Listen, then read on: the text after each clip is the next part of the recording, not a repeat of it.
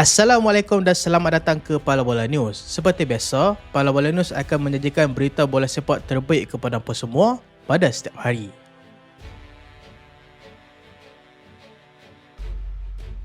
Mexico tepati ramalan, singkirkan Ecuador 2-0. Mexico berjaya menepati ramalan apabila menewaskan pasukan Ecuador 2-0 untuk mengesahkan tempat kepusingan 16 terbaik. Gol pembukaan hadir pada minit ke-22 selepas satu gerakan kemas. Bola sampai kepada Julian Quinones yang melakukan larian sebelum melepaskan rebatan kencang untuk menewaskan penjaga gol pasukan Ecuador, Hernan Galindez. Quinones terus menjadi watak utama apabila mencipta bantuan gol kepada Raul Jimenez yang menggandakan kelebihan Mexico 9 minit kemudian. Kedudukan 2-0 kekal sehingga wisil penamat. Perlawanan turut dicemari sedikit kekecohan menjelang penghujung babak kedua dengan pertahanan Ecuador Piero Hincapié dilainkan kad merah. Dengan kemenangan ini, Mexico kini mara ke pusingan 16 terbaik dan akan menanti pemenang antara pasukan England ataupun pasukan Kongo.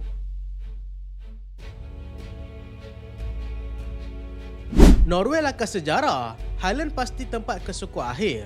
Norway melangkah sejarah sendiri apabila menewaskan pasukan Ivory Coast 2-1 untuk mencatatkan kemenangan pertama mereka di peringkat kalah mati Piala Dunia. Antonio Nusa membuka tirai jaringan menerusi rembatan melencong yang cantik pada separuh masa pertama, memberikan kelebihan buat skuad kendala Ståle Solbakken. Meskipun Ivory Coast bangkit menyamakan kedudukan melalui jaringan solo memukau Amad Diallo, Erling Haaland muncul wira apabila meledak gol kemenangan pada lewat permainan, hasil hantaran daripada Patrick Berg. Ketangkasan penjaga gol pasukan Norway menyelamatkan sepakan percuma terakhir Amad, memastikan Norway mara ke pusingan 16 terbaik. Kemenangan ini membolehkan Norway membuat perhitungan getar menentang pasukan Brazil, bimbingan Carlo Ancelotti. Walaupun tersingkir, Ivory Coast pulang dengan maruah tinggi setelah mempamerkan aksi paling cemerlang dalam sejarah penyertaan mereka di pentas dunia. Mbappe cemerlang, Perancis benam Sweden 3-0. Kylian Mbappe sekali lagi membuktikan kualitinya apabila menjadikan 2 gol untuk membantu pasukan Perancis menewaskan Sweden 3-0 dalam aksi pusingan 32 terakhir Piala Dunia. Perancis yang mendominasi permainan di Stadium MetLife membuka tirai jaringan melalui rembatan tepat Mbappe sebelum tamat separuh masa pertama. Bradley Barcola mengadakan kelebihan pada babak kedua susulan hantaran cantik daripada Michael Olise. Mbappe melengkapkan malang gemilang dengan gol peribadi kedua pada minit ke-74, menyamai rekod Lionel Messi sebagai penjaring terbanyak kejohanan. Kemenangan ini mencatatkan sejarah sebagai pasukan pertama menjadikan 3 gol dalam 5 perlawanan Piala Dunia berturut-turut. Perancis kini mara ke pusingan 16 terakhir untuk berdepan pasukan Paraguay, manakala pasukan Sweden tersingkir tanpa memberikan cabaran bermakna, sekaligus mengakhiri kempen mereka dengan prestasi yang agak hambar. Bicara Kvaratskhelia, sasaran utama pasukan Real Madrid. Real Madrid dilaporkan mengalihkan fokus mereka kepada pemain sayap pasukan Paris Saint-Germain, Vicha Kvaratskhelia, selepas usaha mendapatkan Michael Olise daripada pasukan Bayern Munich menemui jalan buntu. Bintang kelahiran Georgia ini telah mempamerkan kualiti luar biasa sejak menyertai pasukan PSG pada Januari 2025, malah dinobatkan sebagai pemain terbaik Liga Juara-Juara pada musim lepas. Walau bagaimanapun, hasrat Real Madrid untuk membawa masuk pemain berusia 25 tahun itu dilihat sangat sukar. PSG dilaporkan menuntut Vinicius Junior sebagai sebahagian daripada pertukaran pemain, satu permintaan yang dianggap mustahil oleh pihak pengurusan Madrid, memandangkan status Vinicius sebagai tonggak serangan utama kelab. Rumor yang dipetik daripada media Spanyol ini menyalahkan betapa sengitnya persaingan pasaran perpindahan pada musim panas 2026.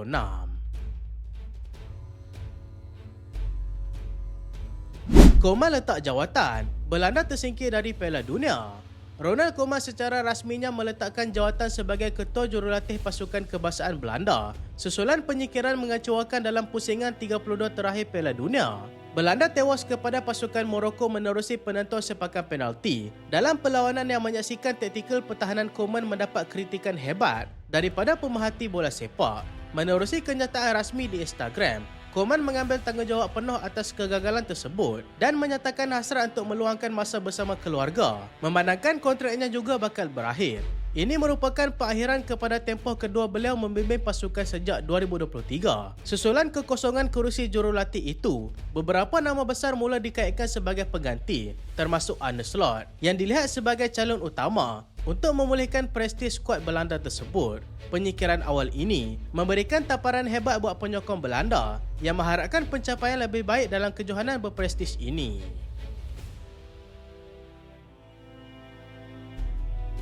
Real Madrid nafikan minat terhadap Schlotterbeck. Fabrizio Romano secara rasmi menafikan kabar angin yang mengaitkan pertahanan pasukan Dortmund, Nico Schlotterbeck, dengan perpindahan ke pasukan Real Madrid pada musim panas ini. Romano menegaskan bahawa tiada sebarang rundingan rasmi ataupun kemajuan serius antara kedua-dua pihak, walaupun terdapat perbincangan dalaman mengenai posisi pertahanan. Kecederaan yang dialami oleh Schlotterbeck turut merumitkan keadaan bagi gegasi Spanyol itu yang kini perlu menyelesaikan proses penjualan pemain sedia ada sebelum mampu membawa masuk beberapa nama besar. Dalam pada itu, perancangan skuad Real Madrid tetap diteruskan dengan menumpukan perhatian kepada pemain muda Raul Asensio yang kini dipertimbangkan untuk dilepaskan sebagai sebahagian daripada rombakan pasukan. Penjelasan ini sekaligus menamatkan spekulasi yang melanda arena perpindahan pemain Eropah menjelang musim baharu.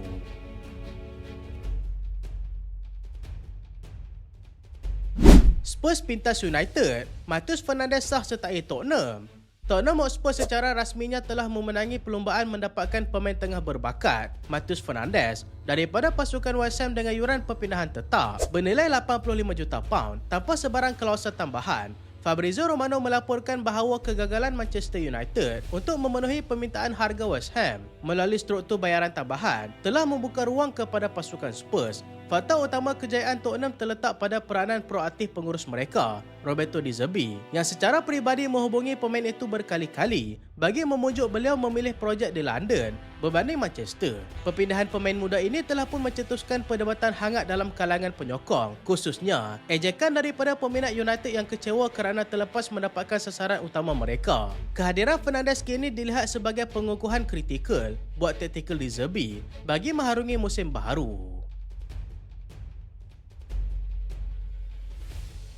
Rashford kembali ke Manchester United, langkah membina semula kepercayaan.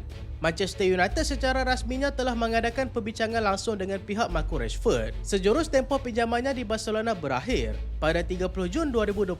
Meskipun Rashford memainkan peranan penting dalam kejayaan Barcelona di La Liga, kelab gegasi Spanyol itu memilih untuk tidak mengaktifkan klausul pembelian tetap bernilai 30 juta euro. Kini, Manchester United bersedia menerima semula pemain tersebut untuk menyertai latihan pramusim di bawah bimbingan ketua jurulatih Michael Carrick. Langkah ini dilihat sebagai usaha membina semula kepercayaan antara kedua-dua pihak. Namun tiada sebarang komitmen jangka masa panjang diputuskan buat masa ini. Masa depan Rashford kekal terbuka untuk dinilai berdasarkan tawaran masa hadapan. Kepulangan beliau ke Old Trafford terus mencetuskan reaksi bercampur bau daripada penyokong susulan keinginan pemain itu untuk meninggalkan kelab pada musim lalu.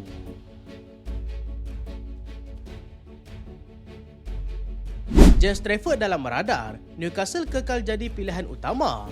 Penjaga gol muda Manchester City iaitu James Trafford dilaporkan kekal berhasrat untuk menyertai Newcastle United walaupun kelab tersebut tidak layak beraksi dalam saingan Eropah pada musim depan. Penjaga gol berusia 23 tahun itu yang kembali ke Etihad menerusi klausul pembelian semula pada 2025 kini dijadualkan mengadakan perbincangan penting mengenai masa depannya bersama pengurus baru iaitu Enzo Maresca selepas kehilangan posisi sebagai pilihan utama. Walaupun Newcastle menjadi destinasi pilihan, Trafford turut mendapat perhatian daripada beberapa kelab berprofil tinggi termasuk Brighton, Aston Villa dan gegasi Itali iaitu pasukan Juventus. Keputusan akhir mengenai hala tuju kira bekas pemain pasukan beli ini sangat bergantung kepada peranan yang bakal ditawarkan oleh Maresca dalam skuad utama pasukan City. Situasi ini menjadikannya antara prospek paling hangat dalam pasaran perpindahan penjaga gol pada musim panas ini.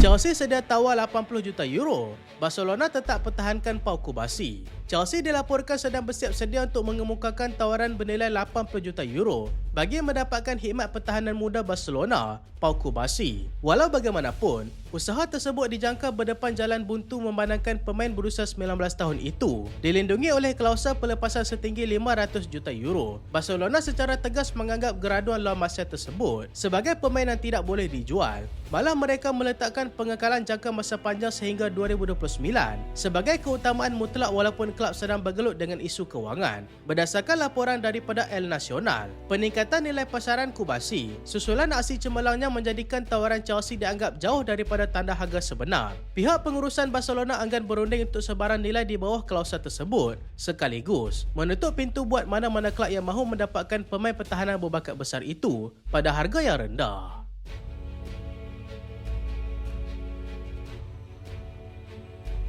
Masa depan Nagelsmann terancam, Klopp calon utama pengganti. Masa depan Julian Nagelsmann sebagai ketua jurulatih Jerman kini berada dalam fasa penilaian serius oleh DFB selepas tersingkir di pusingan 16 terakhir Piala Dunia 2026.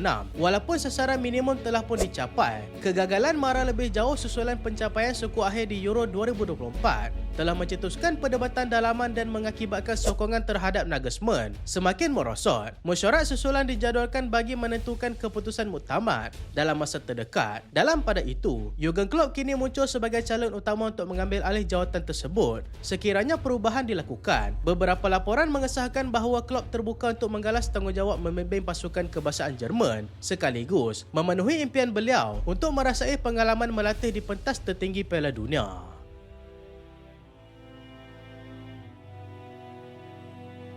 So itulah video kali ini dan terima kasih sebab tengok sampai habis. Jangan lupa like, jangan lupa share, jangan lupa subscribe. Aku Solehan. Assalamualaikum.